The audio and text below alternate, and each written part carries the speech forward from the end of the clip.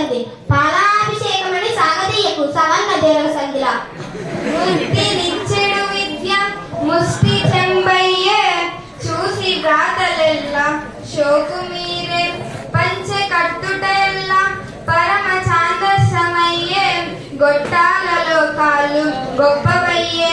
ప్రస్తుతం నేటి విద్యా విధానంలో ఇటువంటి మార్పు చోటు చేసుకుంది. ఇలాంటి పరిస్థితుల్లో విద్యార్థి స్థితిగతులు ఎలా ఉంటాయి? మీకు ఒక పద్యం చెబుతాను, రాసుకోండి.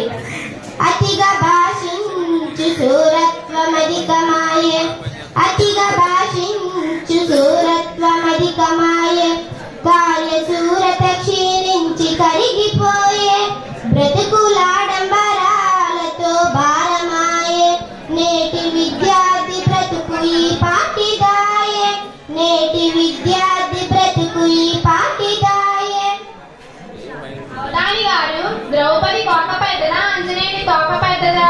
ఆ రెండింటి కన్నా ముందు నీ ఊహ పెద్దది. ఇప్పటికీ ఒక ఆవృత్తి పూర్తయింది, మరలా రెండో ఆవృత్తి మొదలు పెడతాం. ఇప్పుడు దత్తపతి గారు మీకు రెండో పాదం చెప్తారు, రాసుకోండి. ఊర పందిరి వేసిన రుత్సవముగా, ఊర పందిరి వేసిన రుత్సవముగా. రెండవ పాదం పనులు చేప